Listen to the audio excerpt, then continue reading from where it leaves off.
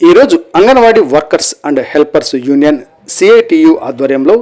29వ రోజు సమ్మెలో భాగంగా బంటుమిల్లి బస్టాండ్ సెంటర్లో శిబిరం దగ్గర అంగన్వాడీ వర్కర్స్ అండ్ హెల్పర్స్ ధర్నా కార్యక్రమం నిర్వహించడం జరిగింది. తదనంతరం బంటుమిల్లి బస్టాండ్ ఆవరణలో మానవహారంగా నిలబడి జగన్మోహన్ రెడ్డికి ఓటు వేసిన పాపానికి మా చెప్పుతో మేము కొట్టుకుంటున్నామని వారు చెప్పులతో కొట్టుకుని నిరసన తెలియజేయడం జరిగింది.